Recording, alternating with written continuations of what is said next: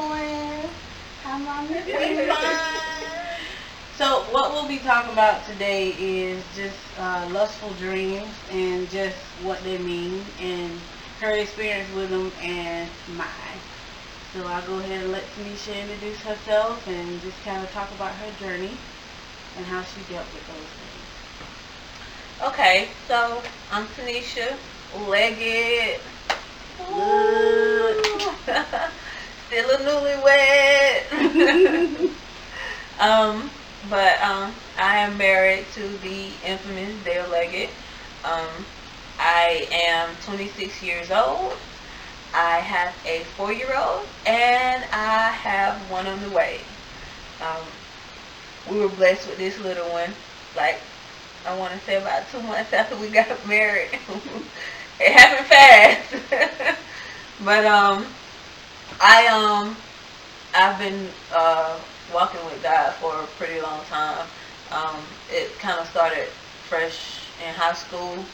Um, Not being a part of much. Was very popular, but was alone a lot uh, with a lot of stuff because I just knew I kind of just stood out and was different from a lot of things and a lot of people. Um, but um, it was rough. It was really rough. But it molded me into the woman I am today.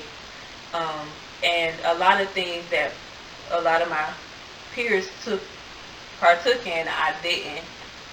A lot of it because I couldn't and I wasn't allowed to. I had very, very strict grandparents.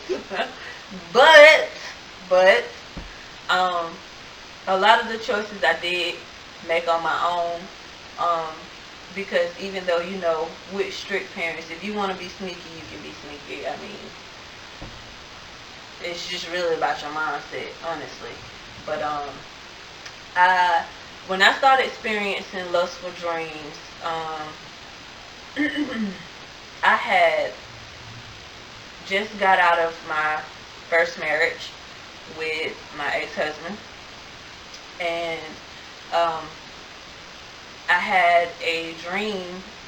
I was seeing this guy, and we were just kind of, seeing each other a lot, and I was trying to stay celibate, but as we all know, you have your times where you weak and you fall into it. For women, I think once we feel like we in love or somebody loves us, we can, you know, we tend to fall into that trap, instead of continuing to preserve ourselves. And I fell into that situation and made some bad decisions. And I was laying next to this guy, and and I knew I was asleep, but I was awake.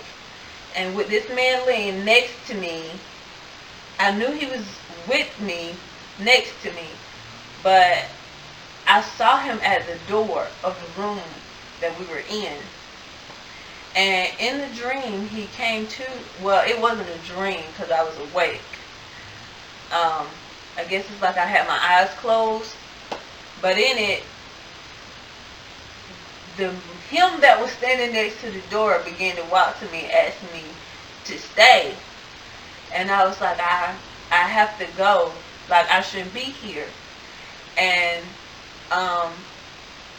it's like he was continuing to come near me, like continuing to ask me to stay, like begging me to stay almost. And I kept telling him I had to go, and he walked over to me and he grabbed my arm. And when I looked at my arm where his hand was, I saw like these claws, and I looked up to see his face, and it was the ugliest thing I ever seen in my life. Like, it wasn't him at all. It was the demonic spirit.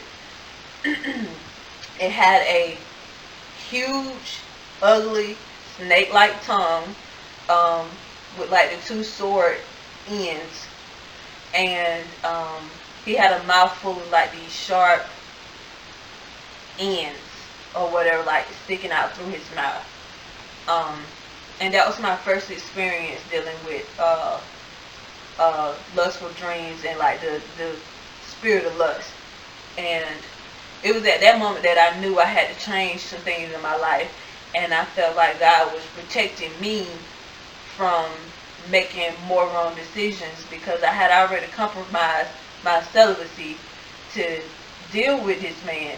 And to me, I really felt like I said, that God was protecting me, not only me, but then a lot of times I feel like God protected my reputation, so to speak, when I started making these bad decisions, because it was a lot of times that I could have ended up like a lot of other people, and it's by the grace of God that I didn't. So in a sense, to me, I felt like God was not only protecting me and my health and my body and my spirit, but also my reputation as well. So I always, even when I see things that don't really make sense, I've never been real quick to point a finger at somebody and say, well, this situation, is she not this or she not that? Because you never really know what that person was dealing with. So that's kind of my outtake on it, and when I really first began to deal with that. And you just kind of have to be careful about those spirits, like, because you didn't deal with it. Yeah, and mine started, our stories are kind of similar. Mine started after my divorce, and after divorce you try to date different people, but I shortly realized that everybody doesn't have the same beliefs as you, which means they don't have the same morals, and they may be under attack and not ready to be released from what they're being attacked from, the demons that they're dealing with. And they come around you with that, and you start experiencing things. Like I experienced a dream with a guy that I was dating that it looked like him, and he started to have intercourse with me, and he was holding me down, but something was telling me this is not who this person is. And the more I would realize it, the more he would take form as something else, and then I would wake up. And it's like whoever I came in contact with, I tried to date after that, and I kept having these types of dreams, and it would even be people that I hadn't seen in I don't know how long, but the demon comes as somebody that's familiar to you to get you to let go, and it's an attack to you unconsciously to let go, and like it's saying like it's okay, but it's not, and it's just trying to get you to go back to those sinful ways and to be comfortable with it. But when you're protected, your spirit is protected, the Holy Spirit will tell you, like, no, this is not who this person is, this is wrong, and that's not the way to go. And so I don't know if people, when I started to experience it, I was just like, I wonder, a lot of people deal with this and know like that this is what it is. It's not just a dream. Like, you're under an attack. It's a real thing.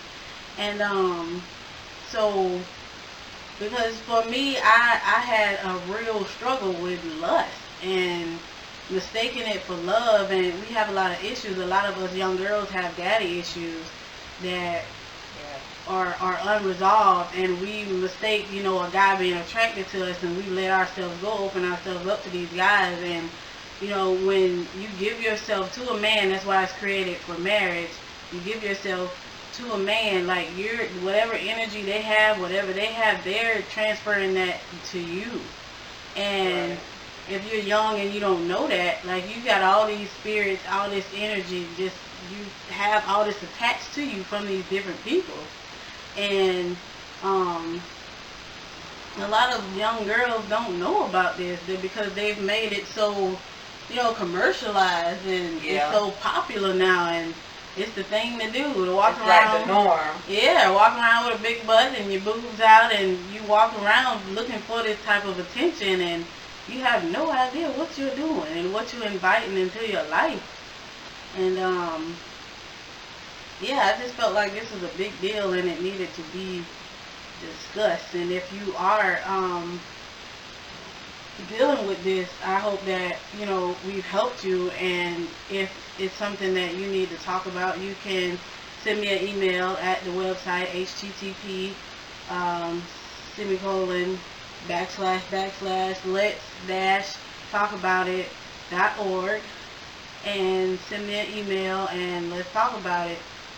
Or you can find us on Facebook or Instagram, because it's a serious issue. It is.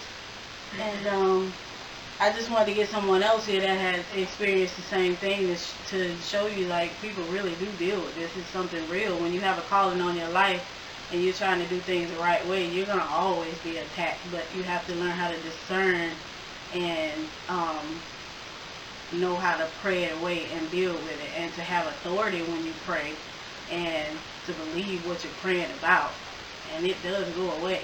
And you have to keep doing that, because it's not gonna stop trying to attack you. Right.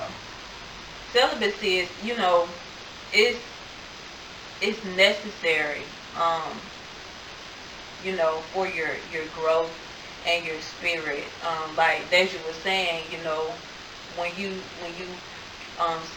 when you sleep with people, they transfer their energies onto you, and you dealing with their spirits that they have attached to them.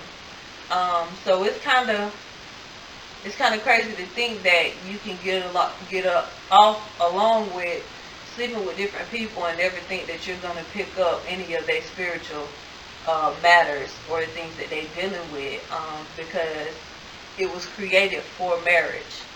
And in that, you have to protect your celibacy with having boundaries, because if you don't, you'll keep finding yourself in situations that are hard to get out of, and then you'll keep making decisions that ultimately you don't want to. And when it gets to that, it's all about the self-control, which is a whole part of celibacy. And please don't think that it just stopped when you get married, because there are still struggles that come along with married life as well. Not saying that you're just going to go out there and just be sleeping around, but at the same time, that temptation is going to be there. And with today's society and how the world that we live in, marriage is not respected like it used to be. Marriage used to have those respectful boundaries. It used to be people used to uphold marriage and the qualities of marriage and what it stood for.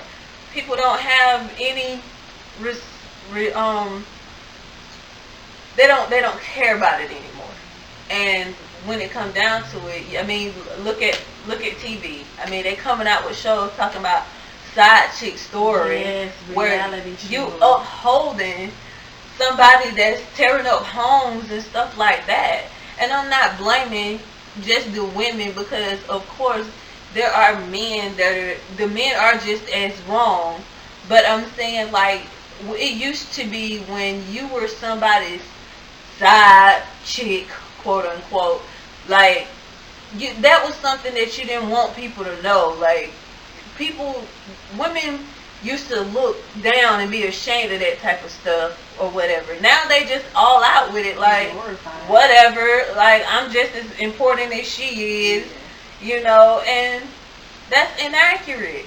A husband and a wife bond is sacred, and it's under the sight of God, and it has been blessed in the sight of God. They are spiritually connected.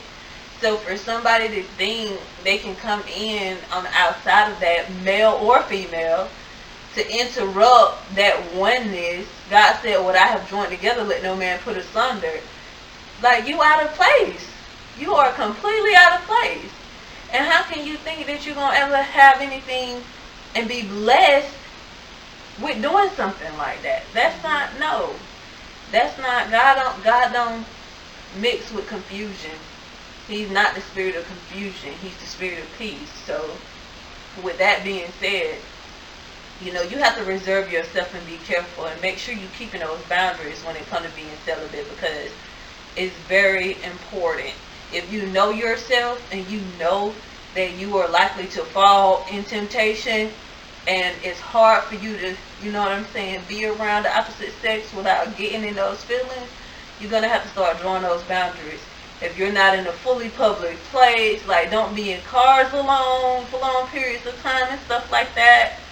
You know you better than anybody. So if you know yourself, start setting those boundaries. If you have to, write them down.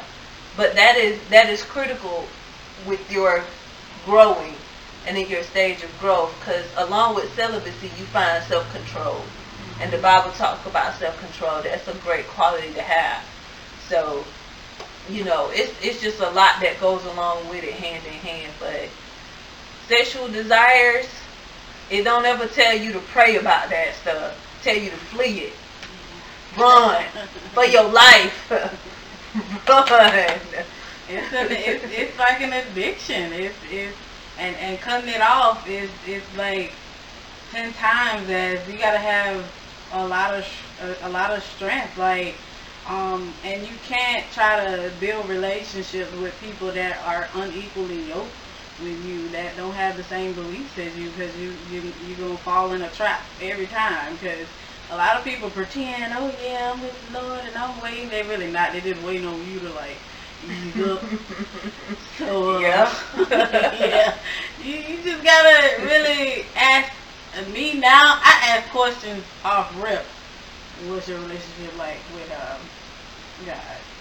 What's your spiritual walk like? Where are you? I ask all them questions now. Like, people look at you crazy. Oh, she's it. I don't care. This is my salvation and my safety we're talking about. If I don't take my life serious and my walk serious, nobody will. Right. So, yeah, and it really helps you to find a newfound, it really helps you to find a new respect for just yourself and your self-esteem. Like, wow, and it's all about loving yourself again. And you tell people how to love you. So if you love yourself that way, that's how you'll be treated. Not by everybody, because everybody don't understand that, but you teach people how to treat you. Right. So, that come along with respecting yourself, yeah. You know what I mean? Just like Deja was saying, when you love yourself, other people will feed off of that. And as a woman, you have to know how to have respect for yourself. Just putting yourself out there with, the first thing that come across or the first thing that look good. It ain't good. It's not. Everything that good ain't gold. We all done heard that. And everything that look good ain't. So, at the end of the day, it's about learning how to have respect for yourself as a woman of God, and then as a woman, period. Because it is very easy to get caught up in how women are portrayed now, especially in media and stuff like that. Women are very bold with their bodies. They are very bold with their attitudes. And just as a woman, period, when you learn how to respect your body and yourself, not wearing extremely provocative clothing. And I'm not saying that it defines who you are, but you tend to attract the wrong attention, like Deja was saying earlier. Like, and if you don't want that type of person, you don't want to pull those type of people, start watching those type of things. Watch how you dress. Be more modest. There's nothing wrong with being modest. And as a married woman, I feel like I have to be modest because my body is made solely for my husband. I don't walk around clothed up all day with my face hid or nothing like that. But at the same time, if I wouldn't wear it in front of my mama, 9 times out of 10 I'm not gonna wear it out. And I try to that's not only disrespecting me, but that's respecting my husband as well, because my body is not mine alone, it's his as well, and I am a representation of him. And you just don't want to be looked at in that fashion.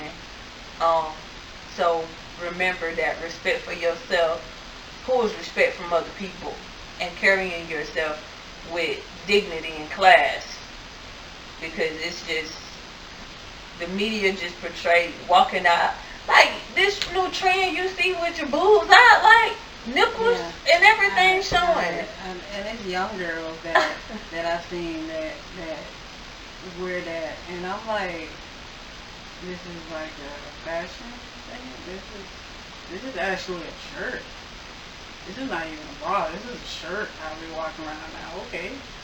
And that aggravates me so much because as a mom and of course being pregnant and finna have another baby, like you could be frowned upon for breastfeeding your child in public, something to nourish your child and help give life and nutrients to your child, but somebody can walk out with their boobs all out, completely see-through shirt to see everything, and that's accepted over a mom breastfeeding her child because it's necessary for their lives. Like it's just so just backwards.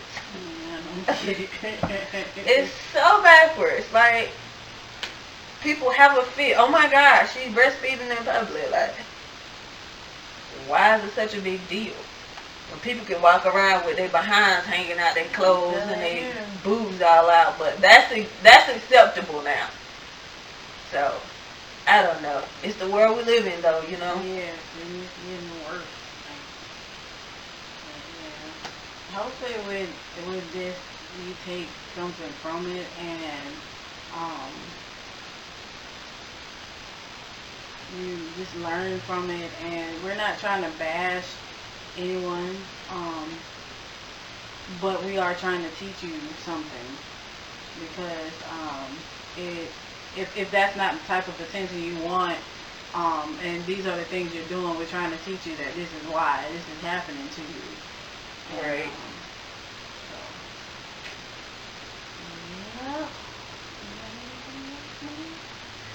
No, not really. Just, you guys stay positive.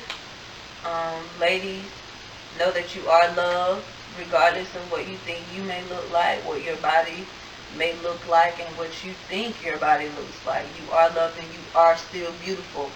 Don't let nobody make you feel different. Don't let nobody tell you different. You are one of a kind, and God saw fit that the world needed just you, so you were created. So don't let nobody make you feel like you less than and you ain't. Nobody, because you are. You are a child of God, and you were fearfully and wonderfully made. Wow. All right. Well, I hope that you all take something from this and that we help somebody. And like I said, you can email me, and do you want to give them your information as well? Yes. If you have any questions, hit me up. My email is tanisha9201@gmail.com. So if you ladies have any questions or whatever, you want to hit me up in my email or whatever, that'll work. Definitely. You guys have a blessed day. Blessed, beautiful Saturday.